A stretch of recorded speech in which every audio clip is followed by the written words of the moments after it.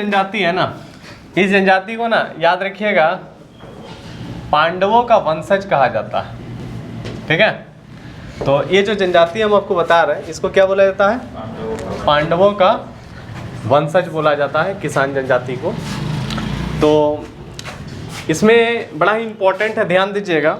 जैसे आपको सवाल पूछेगा कि कौन से जनजाति को पांडवों का वंशज कहा जाता है, ठीक है, मतलब आपका किसान परंपरा से रिलेटेड जो इन लोगों का जो अपना किताब उताब है, ग्रंथ वगैरह है, उसमें इसको पांडवों का वंशज बताया गया है। और एक इतिहासकार है डाल्टन, उसने इसका समर्थन भी किया है। पता चल रहा है?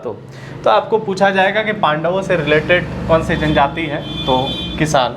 ठीक है, ऐसा किसान का जो परंपरा है उसमें कहा जाता है। अब ये जनजाति जो है आपको सवाल पूछेगा ये झारखंड कहाँ से आया, तो ये झारखंड याद रखिएगा मध्य प्रदेश से ये लोग पलामू आया था। कहाँ आया था? पलामू।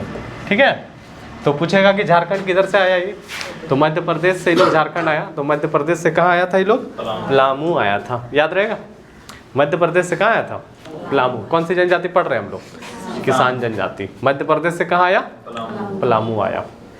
याद रह जाएगा। तो ये जो किसान जनजाति हम आपको बता रहे हैं, कौन सी जनजाति? किसान। याद रखिएगा झारखंड में इसकी सबसे ज़्यादा आबादी लातेहार में पाई जाती है। आपको सवाल पूछेगा ना कि झारखंड में सबसे ज़्यादा कहाँ पाया जाता है, ठीक है, तो याद रखना लातेहार में पाया जाता है सबसे ज़्यादा। झारखंड में सबसे ज़्यादा आबादी कहाँ बताएं? लातेहार में। ठीक है, तो लातेहार में तो सबसे ज़्यादा है। इसके अलावा आपको गढ़वा, पलामू, गुमला ये सब क्षेत्र में मिल जाएगा, लेकिन लातेहार आपको याद रखना है कि झारखंड में सबसे ज़्यादा कहाँ पाया जाता है, तो लातेहार में पाया जाता है। इसके अलावा गढ़वा, पलामू, गुमला सब जगह आ जाएगा, है ना, लेकिन क्या है? लातेहार सबसे ज़्यादा। जनरली सवाल जो आप लोगों को पूछा जाएगा, याद रखिएगा जनजाति, जैसे हम आपको किसान बता रहे हैं, तो ये सब जनजाति ऐसा नहीं कि बहुत सारा आपको सवाल पूछा जाएगा, एक दो लाइन ही सब में इम्पोर्टेंट होता है जो सवाल आपका रिपीट करता है। ये पूछा जा सकता है कि किसान जनजाति जो है, ठीक है, ये अपने आप को पांडवों का वंशज बोलता है। दूसरा चीज़ याद रखिएगा सबसे ज़्यादा जनसंख्या कहाँ है ना, आज के डेट में, तो लातेहार में। लेकिन जब ये लोग आया था मध्य प्रदेश से, तब कहाँ आया था ये लोग? जब मध्य प्रदेश से आया था लोग, पलामू आया था। ठीक है, ये आया था पलामू। प्रजाति दृष्टि से याद रखिएगा, प्रजाति दृष्टि से ये क्या आएगा?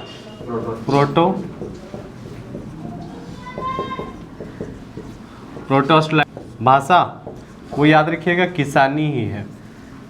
आपको सवाल पूछेगा कि भाषा क्या है, तो किसानी। भाषा क्या है? किसानी। तो प्रजाति की दृष्टि से कोई बात नहीं, कोई रूप से याद रखिएगा। जैसे आप लोगों को सवाल यदि पूछा जाता है कि इस तरह का कि किसान जनजाति का नाम किसान क्यों पड़ा, तो ऐसे में बोला जाता है कि ये लोग खेती का ही काम करता था। बात सही बात है, तो है ना, तो मतलब आज के डेट में। लेकिन आप मान लीजिए पहले का कोई हम लोग को उधर उसको चासा बोलते हैं, चासा कोई तो उधर बंगला में लोग चासा बोलते हैं। हाँ, तो वो अलग अलग भाषा में अलग अलग, हाँ वो तो है ही है। तो एक जैसे एक होता नहीं है, जैसे एक आपका बैगा एक जनजाति है, ठीक है, लेकिन हम लोग कोई जनजाति में देखते हैं कि जो धार्मिक प्रधान होता है उसको भी बैगा कहा जाता है। जो धार्मिक प्रधान, पता चल रहा तो उसको बैगा बोला जाता है, क्योंकि बैगा जो था ना वो आपका जड़ी बूटी धर्म से रिलेटेड ही काम करता था वो जनजाति। तो जो आज के डेट में जो धर्म गुरु होता है, मतलब जो धार्मिक प्रधान होता है, वो भी कहीं ना कहीं जड़ी बूटी आयुर्वेद से रिलेटेड काम करता है, तो उसको भी बैगा बोल दिया जाता है। पता चल रहा तो याद रखिए कि जो हम आपको बता रहे हैं, ध्यान से सुनना है क्या बोल रहे हैं। कौन सी जनजाति पढ़ रहे हैं हम लोग? किसान। तो इसकी जो जनसंख्या है आज के डेट में, ये आपका 37,265 है। कितना है जनसंख्या? 37,265। किसकी जनसंख्या बताएं? किसान की जनसंख्या। कितना बताएं? 37,265। तो इसकी जो जनसंख्या है वो 37,265 है। ठीक है, सोचो फोन करके पूछ रहा है। देखो जनसंख्या कितना बताएं? 37,265। ठीक है, तो जनसंख्या इसका 37,200 कितना बताएं? 65 हम बता रहे हैं। ठीक है, देखिए ये जनजाति जो है ना, इन लोगों का जो आपको पहनावा के बारे में यदि सवाल पूछेगा कि इन लोगों का पोशाक कैसा होता है, तो पोशाक जनरल याद रखिएगा जो पुरुष होता है धोती, गंजी, कमीज वगैरह, गमछा वगैरह ये सब इस्तेमाल करता है। महिलाएं साड़ी इस्तेमाल करती है। ठीक है, और ये पूछ सकता है कि इन लोगों का जो आभूषण होता है, जो मतलब ज्वेलरी होता है, जो गहना होता है, वो जनरली बोला जाता है सस्ते धातु या आपका चांदी का बना होता है। मतलब इन लोगों का जो आभूषण होता है ना, वो किसका बना होता है? तो चांदी का बना होता है। ठीक है, किसका बना होता है? चांदी का। गहना जो होता है वो किसका बना होता है? चांदी का बना होता है। किसका? चांदी का। ठीक, देखिए ये दो भागों में बटा हुआ है, ये बड़ा इंपॉर्टेंट है। कौन सी जनजाति बता रहे हैं? किसान जनजाति। ठीक है, दो भागों में बटा हुआ है। कितने भागों में? दो भागों में बटा हुआ है। एक को बोलते हैं सिंदूरिया, ठीक है, और एक को बोलते हैं तेलिया। ठीक है, ये दो भाग है किसान जनजाति का। एक सिंदूरिया है और दूसरा क्या है? तेलिया। ठीक है, ये दोनों में अंतर क्या है? सिंदूरिया और तेलिया में अंतर ये है कि जब विवाह होता है ना, तो विवाह होता है तो सिंदूरिया जो होता है ये आपका शादी में मांग भरने के लिए सिंदूर का प्रयोग करता है, और जो तेलिया होता है ये आपका मांग भरने के लिए तेल का प्रयोग करता है। बात सही में? ये दोनों में अंतर है। तो जो सिंदूरिया हो गया वो मांग भरने के लिए किसका प्रयोग करता है? सिंदूर का। और जो तेलिया होता है वो मांग भरने के लिए किसका प्रयोग करता है? तेल का। दोनों में यही अंतर है। बात समझ में आ रहा है क्या? तो मतलब याद रखिएगा, कहने का मतलब है कि आपका पहला वर्ग जो बताया ना सिंदूरिया, तो सिंदूरिया सिंदूर के माध्यम से विवाह संस्कार संपन्न करता है ना, जबकि दूसरा जो है तेल के माध्यम से। ठीक, तो दोनों किसान जो बता रहे हैं ना, मतलब ये दोनों में शादी विवाह होता है। मतलब ऐसा बोलिएगा ना कि सिंदूरिया और तेलिया में शादी विवाह होता है क्या? तो हाँ, दोनों में शादी विवाह हो जाता है। ठीक है, देखो किसान जो हम आपको बता रहे हैं ये भी याद रखिएगा पुरुष प्रधान है। मतलब आपका कहने का मतलब है कि इस जनजाति में भी किसका वंश चलता है? हाँ, पिता का वंश चलता है। अब पिता का वंश चलता है मतलब ये पितृसत्तात्मक है। ठीक है, पितृसत्तात्मक जो होता है उसमें जो पिता का संपत्ति होता है वो किसको मिलेगा? पुत्र को मिलेगा, पुत्रियों को नहीं मिलेगा। पितृसत्तात्मक में पिता का संपत्ति किसको मिलेगा? पुत्र को मिलेगा, पुत्रियों को नहीं मिलेगा। बात समझ में आ रहा है क्या बोल रहे हैं? कौन सी जनजाति में? देखो इस जनजाति में जो परिवार होता है, ठीक है, परिवार का मुखिया कौन हो जाएगा? पिता हो जाएगा। तो परिवार दोनों मिलेगा, एकल परिवार में मिलेगा, संयुक्त परिवार में मिलेगा, दोनों टाइप का। एकल और संयुक्त समझते हो ना आप लोग? तो याद रखिएगा एकल परिवार में कहने का मतलब कौन कौन शामिल होगा? माता पिता बच्चा शामिल होगा। और जो संयुक्त परिवार होगा उसमें माता पिता बच्चा के अलावा दादा दादी चाचा चाची सभी रह सकता है ना। तो दोनों टाइप का परिवार मिलता है। किस जनजाति में बता रहे हैं? किसान जनजाति में, है ना।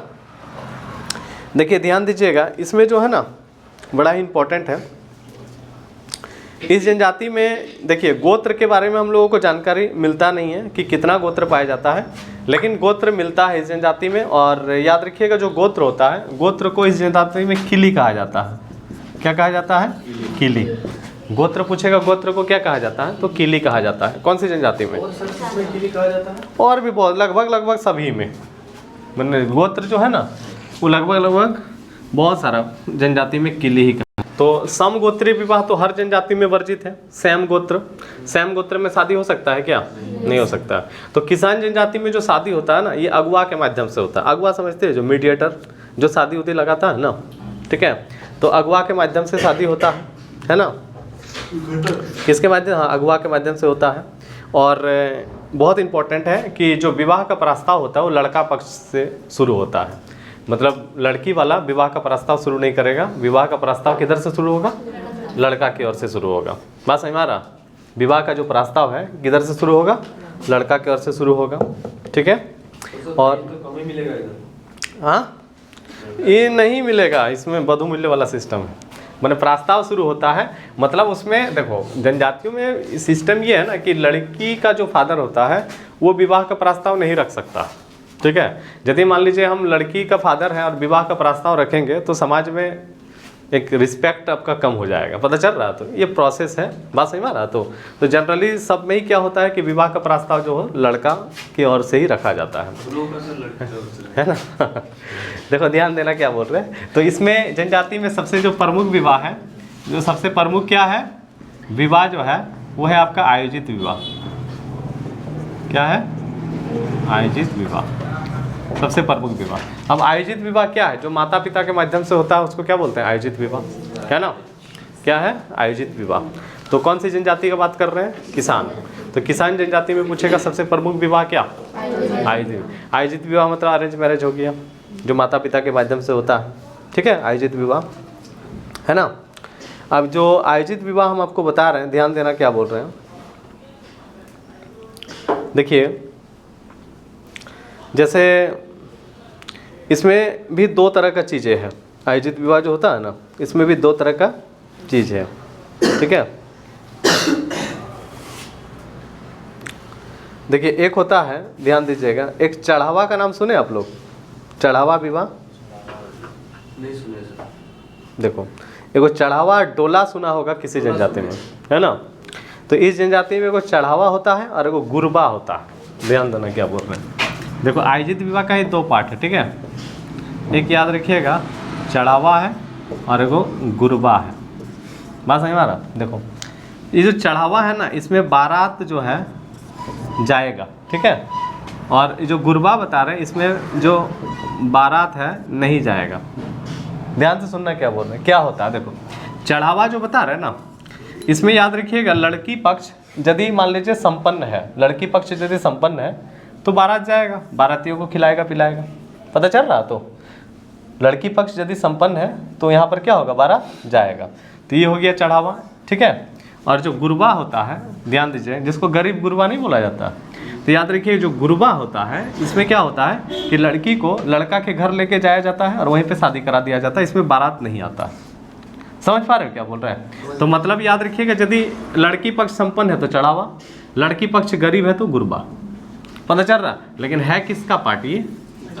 आयोजित विवाह का ही पार्ट है। समझ में आया? तो कौन सा विवाह हम आपको बता रहे हैं?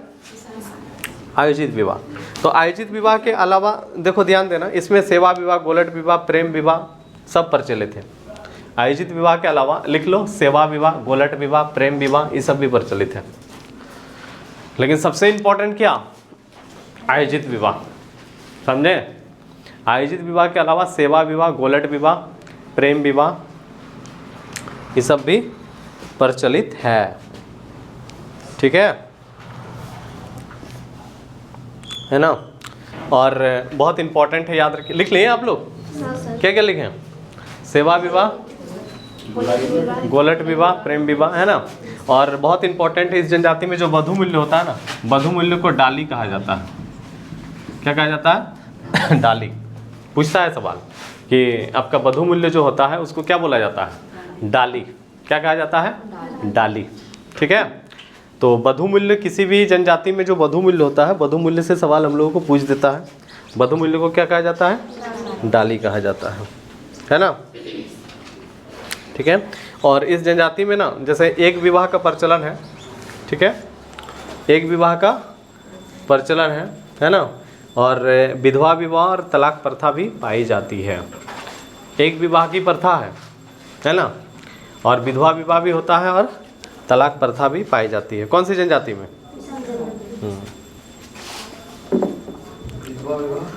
और तलाक प्रथा भी पाई जाती है। देखो, इस जो जनजाति है, इसका यदि हम जन्म संस्कार का बात करें, ध्यान सुनना, विवाह तो पता चल गया आप लोगों को।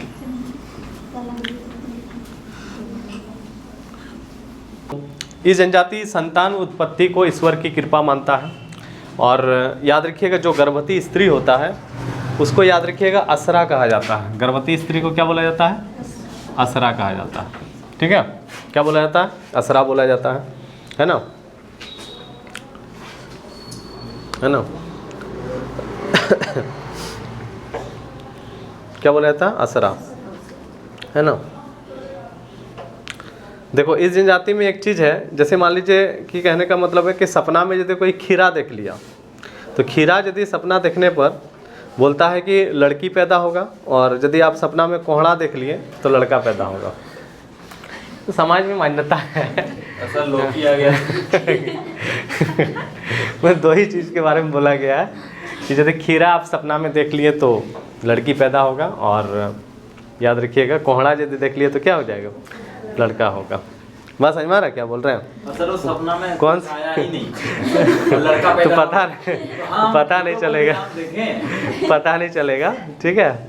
अच्छा, और एक चीज़ देखो, ध्यान देना है, क्या बोल रहे हैं, समझना है, ठीक है। मैंने ये एक संभावना रहता है, बोला जाता है।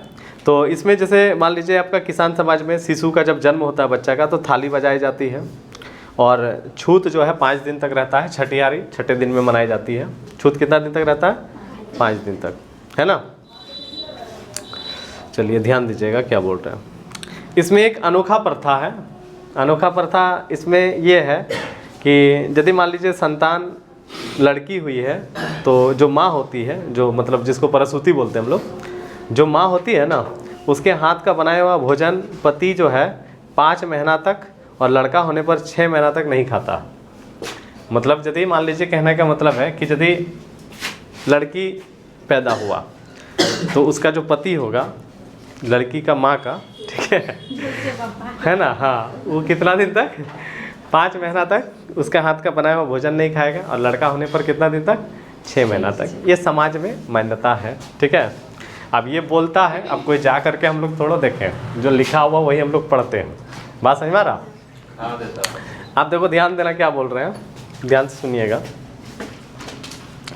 देखिए, जैसे आपका मृत्यु संस्कार यदि पूछा जाएगा, तो मृत्यु होने पर जो है ना, मृत शरीर को या तो दफनाया जाता है या जलाया जाता है। मतलब दोनों प्रथा प्रचलित है, दफनाना और जलाना, ठीक है। मृत्यु में क्या किया जाता है? या तो दफनाया जाता है या जलाया जाता है। या तो दफनाया जाता है या जलाया जाता है। किस जनजाति में? ठीक है। तो इन लोगों का काम नाम से ही पता चल रहा है कि लोग खेती बाड़ी करता है। क्या करता है? हाँ, खेती बाड़ी करता है। मैंने मेन काम तो खेती ही है। अब झारखंड में 80% आदमी तो खेती ही कर रहा है, तो लगभग सबका इम्पोर्टेंट काम क्या हो जाएगा? खेती ही हो जाएगा। क्या हो जाएगा? खेती, ठीक है। हम लोग जितना फॉर्म फिलअप करते हैं सर, सब में कृषि डाल देता है ना। नौकरी भी करता है, कहीं बाहर भी रहता तो। देखो, इन लोगों का जो प्रमुख देवता है वो है सिंह बोंगा। क्या है? सिंह बोंगा प्रमुख देवता। प्रमुख देवता पूछेगा तो क्या हो जाएगा? सिंह बोंगा। समझ गए? और त्यौहार लिखो, सरहुल, कर्मा, सोहराय, नवाखनी, फागु, जितिया। सरहुल, कर्मा, सोहराय, नवाखनी, जितिया, फागु, सब त्यौहार मनाता है। सरहुल हो गया, कर्मा हो गया, सोहराय हो गया, नवाखनी हो गया, जितिया हो गया, फागु हो गया, ये सारा त्यौहार मनाता है। समझ गए? हो गया? सरहुल, कर्मा, सोहराय, नवाखनी, जितिया, फागु। फागु मतलब होली हो गया, है ना। लेकिन जनजाति में पानी से खेलता है होली। किससे खेलता है? पानी से। समझ गए? तो ये कौन सी जनजाति हो गया? किसान हो गया ये, ठीक है।